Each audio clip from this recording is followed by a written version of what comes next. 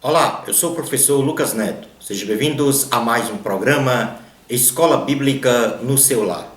Hoje nós vamos estudar a lição de número 9, que tem como título Conflitos Familiares. Dentro deste tema, nós vamos falar sobre 3 assuntos. O primeiro deles será o grande problema. Em segundo lugar, vamos falar sobre famílias em conflito. E em terceiro lugar, vamos falar sobre a história de todos nós. Vamos então dar início à nossa aula de hoje. Item número 1. O grande problema. No jardim do Éden, Adão e Eva, ao cometerem o pecado da desobediência, foram separados de Deus e, a partir daí, sérios problemas de conflitos familiares ocorrem na história da humanidade. Se uma família se divide e os seus membros lutam entre si, ela fatalmente será destruída. Vamos ler o Evangelho de Jesus, segundo escreveu Marcos, capítulo de número 3, versículos 20 a 25, diz o seguinte: Então ele foi para casa. Não obstante, a multidão afluiu de novo, de tal modo que nem podiam comer. E quando os parentes de Jesus ouviram isto, saíram para o prender, porque diziam: está fora de si. Os escribas que haviam descido de Jerusalém diziam: ele está possesso de Belzebu, e é pelo maioral dos demônios que expele os demônios. Então, convocando-os, Jesus lhes disse, por meio de parábolas: como pode Satanás expelir a Satanás? Se um reino estiver dividido contra si mesmo, tal reino não pode subsistir. Os tempos trabalhosos. O apóstolo Paulo inicia o 3º capítulo da 2ª carta a Timóteo, declarando sobre a incidência desenfreada dos males e das corrupções dos últimos dias que se abateria no seio da humanidade, fruto de uma sociedade extremamente relativista e materialista em suas ações, onde o amor, principal sentimento e comportamento, ficaria à margem das relações sociais. Vejamos então na 2ª carta a Timóteo, capítulo de número 3, versículo de número 1, diz assim: sabe, porém, isto: nos últimos dias sobrevirão tempos difíceis. Mas que tempos difíceis seriam estes? Tempos que os homens demonstrariam toda a sua natureza comportamental, animalesca, selvagem e demoníaca, visando sempre a destruição das boas práticas de convivência social, onde cada um viveria por si mesmo, numa extremada posição de fúria, individualismo, egolatria e penosidade. Neste contexto, o apóstolo Paulo nomeia pelo menos 19 males da alma humana, refletidos pelo comportamento e, ao mesmo tempo, adversos à palavra de Deus, os quais passamos a mencionar neste momento com seu respectivo significado. Vamos fazer uma leitura na 2ª carta a Timóteo, capítulo 3, versículos 2 ao 5, diz o seguinte: pois os homens serão egoístas, avarentos, jactanciosos, arrogantes, blasfemadores, desobedientes aos pais, ingratos, irreverentes, desafeiçoados, implacáveis, caluniadores, sem domínio de si, cruéis, inimigos do bem, traidores, atrevidos, enfatuados, mais amigos dos prazeres que amigos de Deus, tendo forma de piedade, negando-lhe, entretanto, o poder. Foge também destes. Então, são 19 males que o apóstolo Paulo enumerou como características do comportamento moral e também espiritual das pessoas nos últimos dias. Então vamos agora dar o significado de cada um deles, enumerá-los e dar o significado de cada um deles. Primeira característica, vamos dizer, desqualificação, de comportamento. Os homens são egoístas ou amantes de si mesmo. São aqueles que possuem um amor próprio excessivo, que leva uma pessoa a exercer um egocentrismo, colocando em primeiro lugar os seus interesses, desprezando qualquer interesse alheio. Como segunda característica dos homens dos últimos dias em seu comportamento, serão avarentos ou amantes do dinheiro. São as pessoas que têm um apego sórdidos aos bens materiais, principalmente ao dinheiro, com desejo de acumular riquezas, inserindo em sua alma a desqualificação de não ser generoso. Em terceiro lugar, como comportamento dos homens nos últimos dias, é que eles serão jactanciosos ou presunçosos. São aqueles que julgam em sua altivez serem melhores que os outros em um determinado campo que regem os relacionamentos humanos. Em quarto lugar, arrogantes ou soberbos. São as pessoas que se acham nas características humanísticas mais elevado do que os outros. São altivos, sempre se colocam num contexto de relacionamento humano como o dono da verdade. Blasfemadores são aqueles que proferem ofensas verbalizadas contra o seu próximo e contra Deus, tipificadas em seus sórdidos comportamentos. Em sexto lugar, desobediente aos pais, são as pessoas que não aceitam os normativos declinados pelos pais, quebram as regras da boa convivência entre pais e filhos, detestam ordens e recusam em aceitá-las porque não conhecem o princípio da autoridade do pai sobre a família dada por Deus. Em sétimo lugar, ingratos são aqueles que não reconhecem o bem e a ajuda que receberam de outrem, não valorizam o esforço ou a ação empreendida por uma pessoa para o seu próprio benefício. Em oitavo lugar, irreverentes ou profanos. No sentido religioso, são as pessoas que não respeitam o que é sagrado e as coisas divinas. Já no sentido sociológico, são as pessoas que não respeitam aos outros. Em nono lugar, desafeiçoados ou sem afeto natural, são aqueles que em suas relações sociais não nutrem amor, carinho, simpatia e amizade para com outras pessoas. Em décimo lugar, implacáveis ou irreconciliáveis, são as pessoas que não têm a capacidade de perdoar ou de não reconhecer que também precisam de perdão, mantendo sempre a disposição de manter-se em oposição e afronta ao seu próximo, sem qualquer possibilidade de paz entre os homens.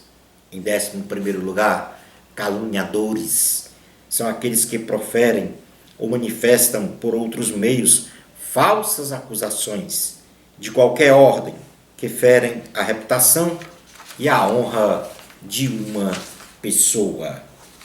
Em 12º lugar, incontinentes ou sem domínio de si. São as pessoas que não possuem um autocontrole, não possuem a capacidade de se dominarem a si mesmos, agindo sempre pela regência magna da emoção ou da vontade carnal, que na maioria das vezes ferem os princípios da boa conduta e de um bom tratamento social. Em 13º lugar, cruéis ou selvagens. São aqueles que manifestam o sentimento prazeroso de fazer as pessoas sofrerem e querem a qualquer custo, de forma impiedosa e desumana, ver este sofrimento consumado nas pessoas. Em 14º lugar, inimigos do bem. São as pessoas que têm a aversão em realizar o bem para uma pessoa e que sistematicamente odeia o que é do bem. Em 15º lugar, traidores. São aqueles que promovem ações que se caracterizam por falta de lealdade, quebra da fidelidade e de confiança para com o próximo. Em 16º lugar, atrevidos, obstinados ou indiferentes. São as pessoas que tratam os outros com desrespeito, não observando os limites da privacidade moral ou o direito da liberdade dos outros. Em 17º lugar, enfatuados ou embriagados de orgulho.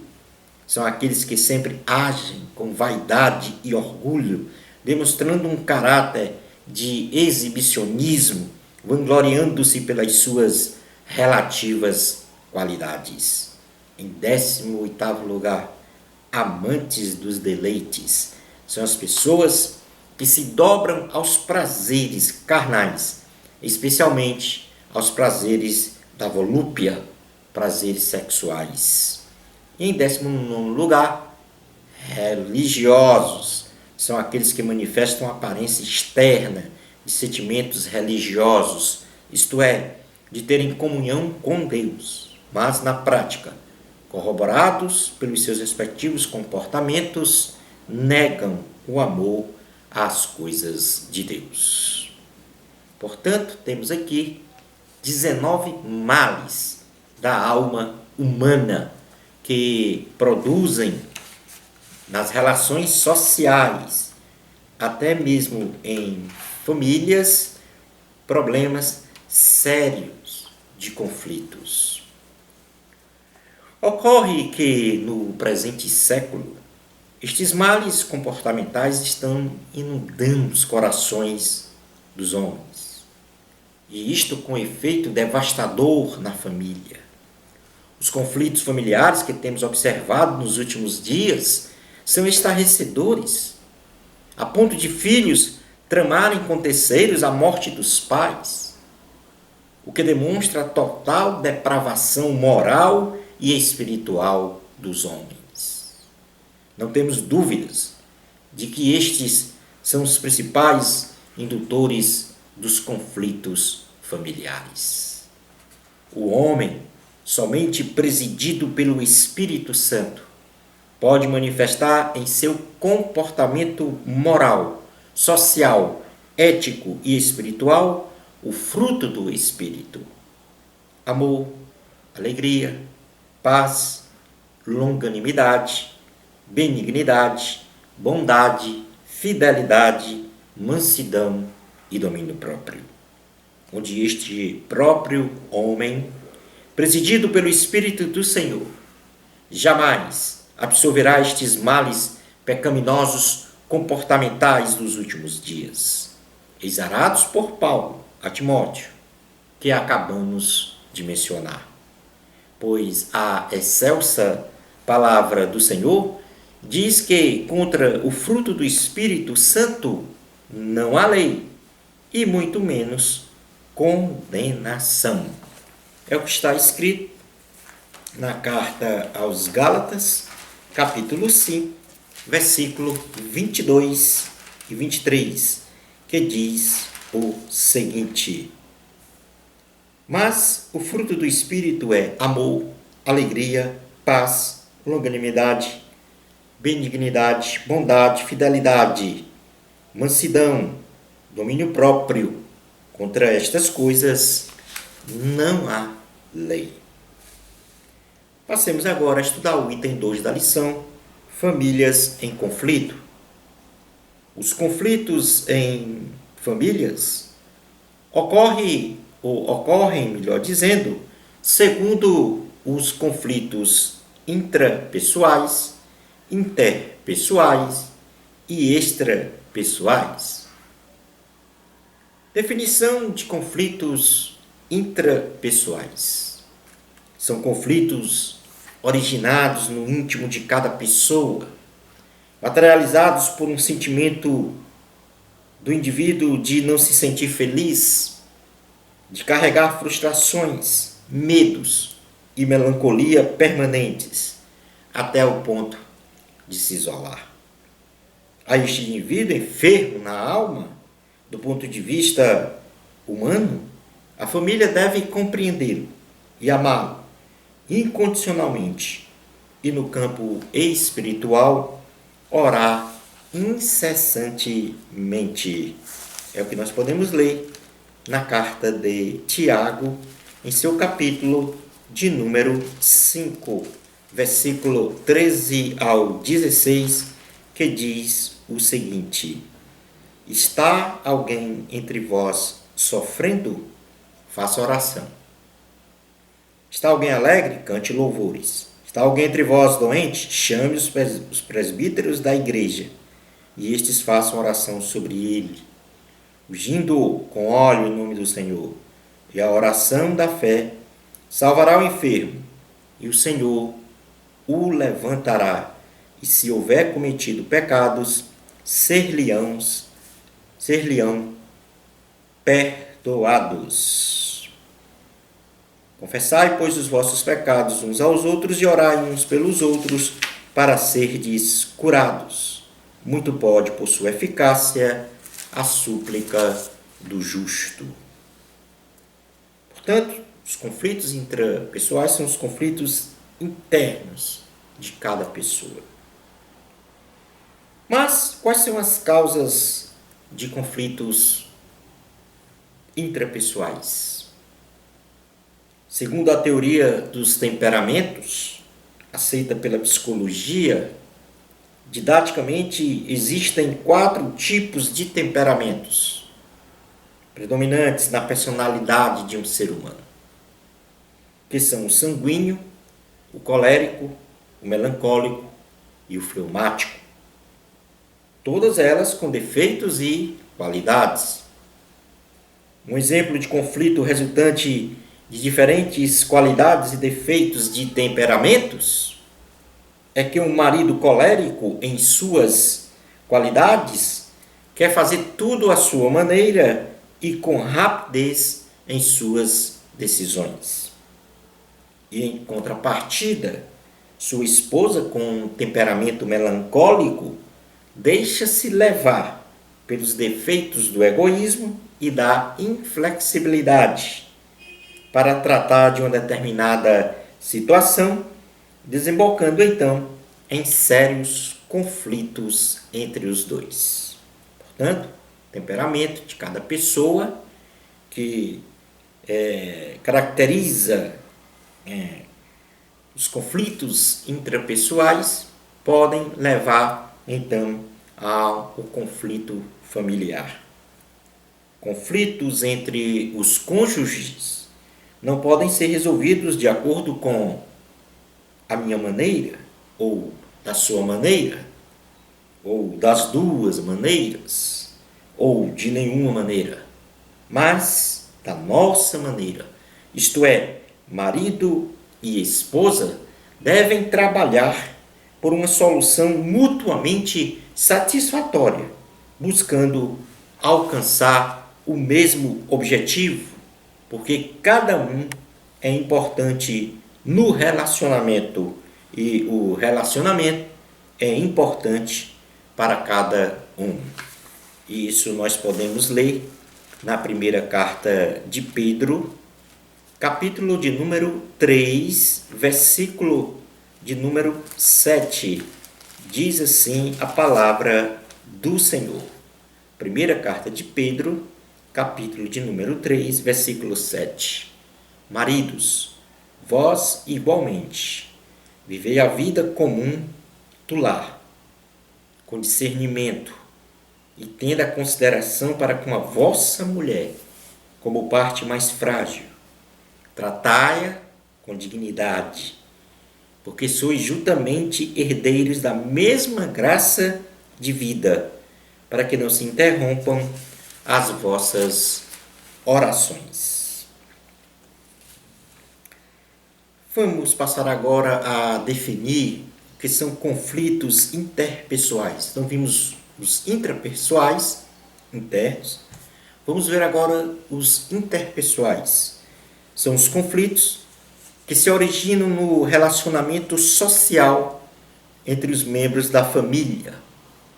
E são os que mais causam marcas indeléveis de sofrimento no seio familiar.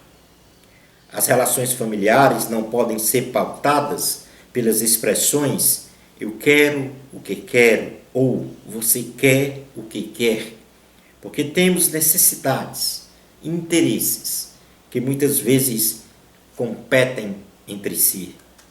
Tudo isso porque simplesmente somos diferentes um do outro. E então vamos ler na carta de Tiago, capítulo de número 4, versículos 1 ao 3, o seguinte: de onde procedem guerras e contendas, melhor dizendo, que há entre vós? De onde senão dos prazeres que militam na vossa carne? Cobiçais e nada tendes, matais e invejais e nada podeis obter. Viveis a lutar e a fazer guerras, nada tendes, porque não pedis. Pedis e não recebeis, porque pedis mal, para esbanjardes em vossos prazeres. Infiéis, não compreendeis que a amizade do mundo é inimiga de Deus? Aquele, pois, que quiser ser amigo do mundo, constitui-se inimigo de Deus. Vamos passar a ver quais são as causas de conflitos interpessoais, principalmente nas relações familiares. A falta de comunicação. A comunicação inteligente, respeitosa e harmoniosa é importante no casamento, pois uma comunicação fora desse padrão pode dar vida ou morte a um relacionamento. Precisamos ouvir com mais atenção e aprender a falar com mais amor. Precisamos aprender e elogiar com mais generosidade. Precisamos aprender a perdoar com mais compaixão. Precisamos aprender a cultivar um relacionamento de intimidade com Deus. Segunda causa de conflitos interpessoais: tratamento grosseiro.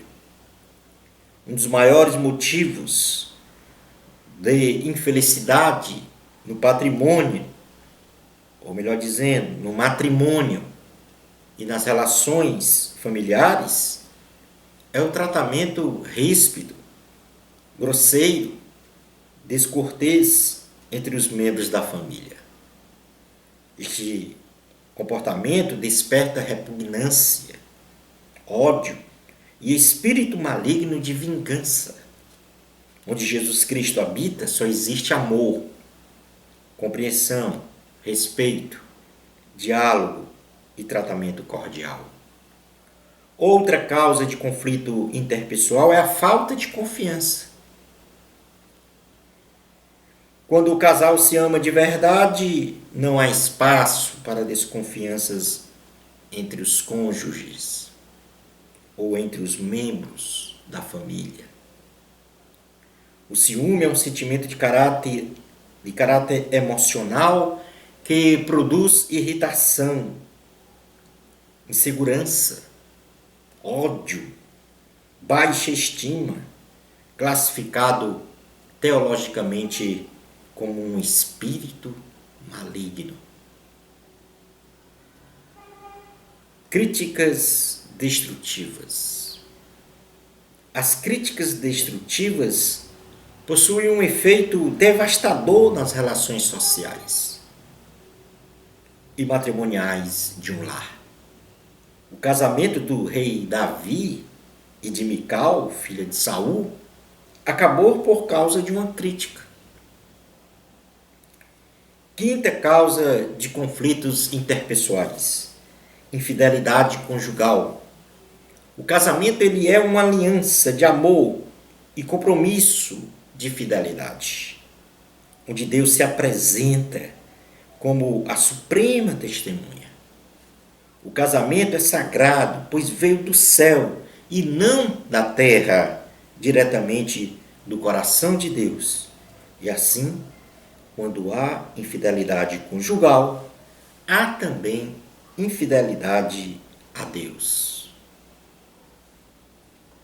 Sexto lugar, dívidas, problemas financeiros como causa de conflitos interpessoais na família. Compromissos financeiros contraídos, além da capacidade de pagamento, recursos financeiros disponíveis, provocam nervosismo, intranquilidade e muitos conflitos conjugais. Se um cônjuge resolve reclamar sobre as finanças do lar, o outro se sente atingido.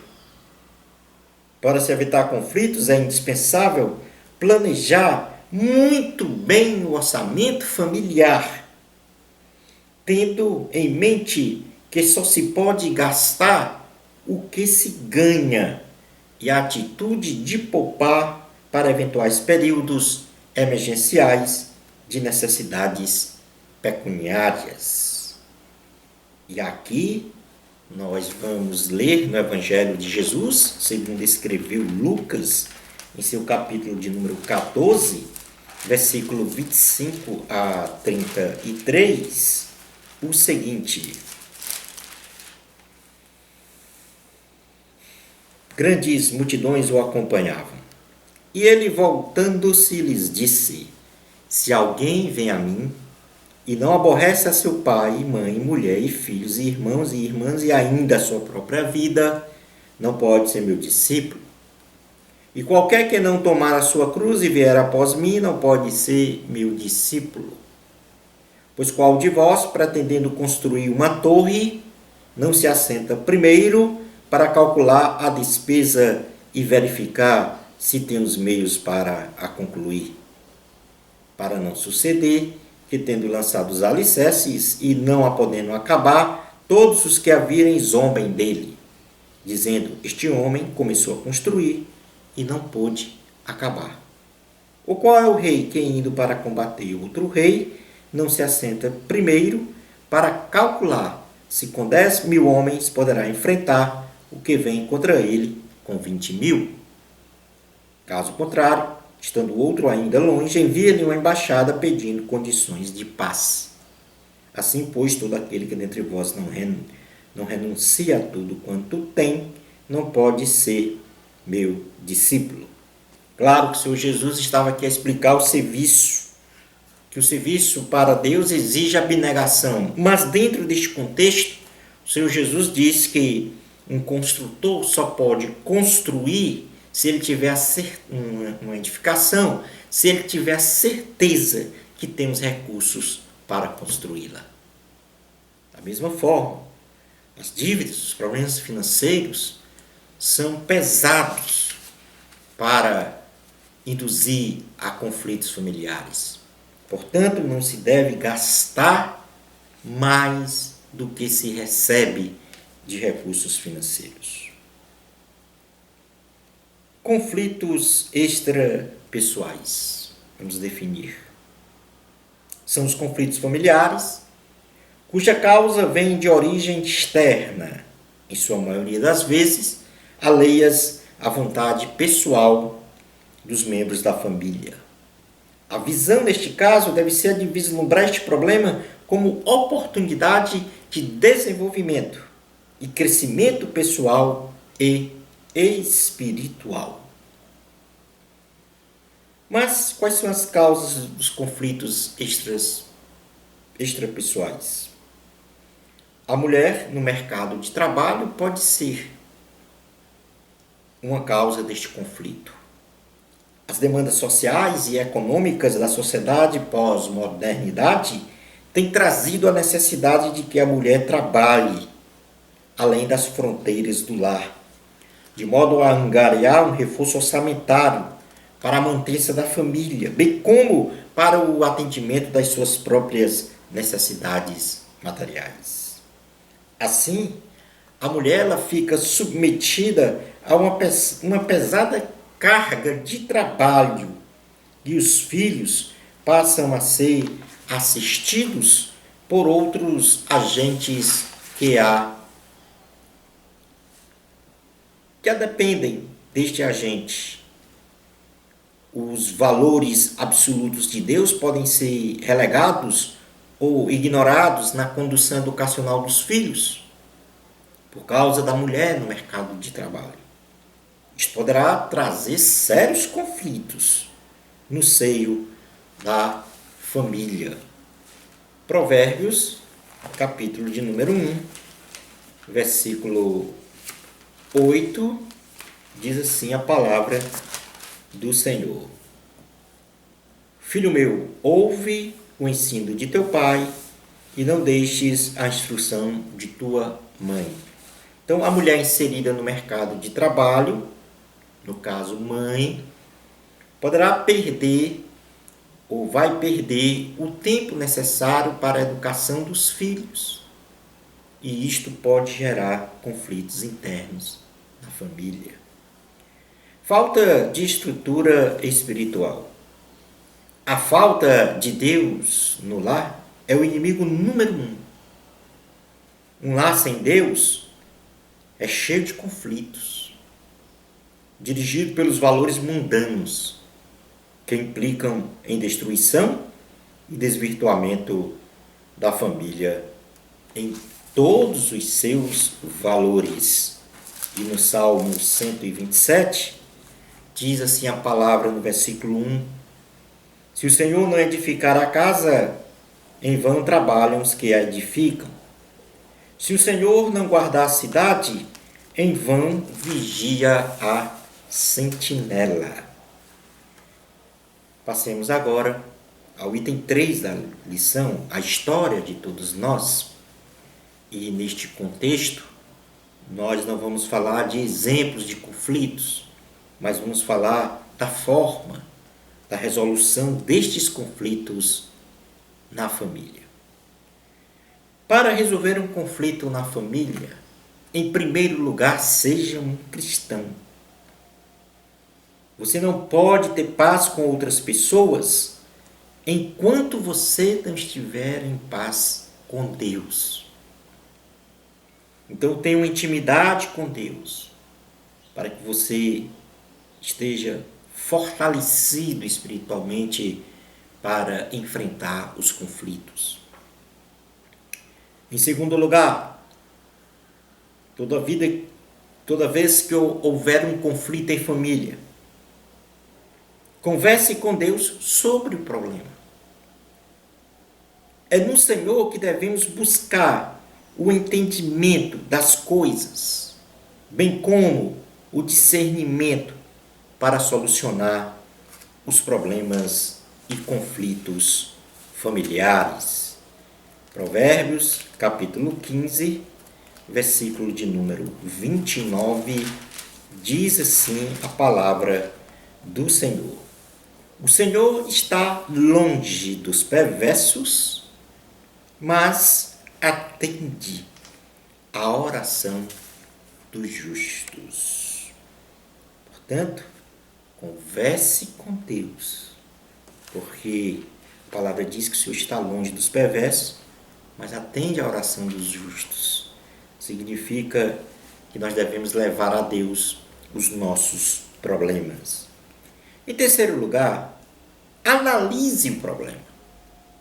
Faça uma autocrítica e pergunte a si mesmo quanto desse problema é de sua responsabilidade, é de sua própria falta. Leamos na primeira carta de João, capítulo de número 1, versículo 8, diz assim a palavra do Senhor: se dissermos que não temos pecado nenhum, a nós mesmos nos enganamos e a verdade não está em nós. Portanto, devemos fazer uma autocrítica. Se aquele conflito não tem muito da nossa participação, se não é fruto da nossa atitude. Em quarto lugar, peça conselho. Buscar por conselhos de homens de Deus é importante para encarar a solução do problema, do ponto de vista bíblico, sem qualquer interferência ou interesses pessoais. Isto quer dizer, não busque conselhos com qualquer um, com pessoas que não estão preparadas, mas busque conselhos com os homens de Deus, que à luz da palavra do Senhor vai lhe aconselhar sobre a questão. Provérbios, capítulo de número 15, versículo de número 31 a 33, diz o seguinte: os ouvidos que atendem à repreensão salutar no meio dos sábios têm a sua morada. O que rejeita a disciplina menospreza a sua alma, porém, o que atende à repreensão adquire entendimento. O temor do Senhor é a instrução da sabedoria e a humildade precede a honra. Marque uma conferência de paz quando houver conflitos. A única maneira de resolver um conflito é encará-lo de frente e com maturidade.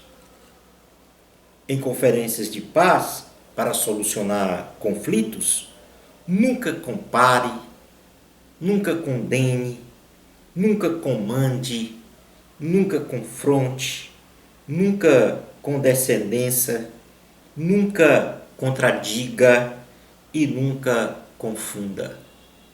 Seja sóbrio e tenha domínio próprio. Provérbios, capítulo de número 11, versículo 29, diz o seguinte: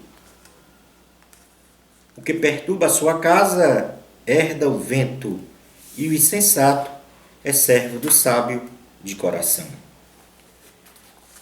Nesta conferência de paz, não mude o seu foco. Quando estamos com raiva, nossa preocupação é conosco mesmo. A única coisa que podemos ver são nossas necessidades, nossos sentimentos feridos, nossa expectativa que não foi satisfeita. Coloque na sua mente que o objetivo de chegar a um consenso sobre o problema e conflito deve ser solucionado. Na conferência de paz, solucione o conflito.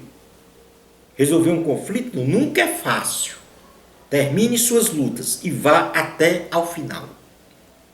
Concluindo a nossa aula de hoje, no âmbito da família sempre existirão conflitos e, independentemente de causas, motivações e interesses, todos devem ser tratados à luz da palavra de Deus. Para sempre vencer conflitos na família, a base do lar deve estar em Jesus Cristo, porque Deus é amor. Uma bênção especial de Jesus para você. Amor a Cristo. A glória é de Deus. Até ao nosso próximo programa Escola Bíblica no seu lar, se Deus permitir.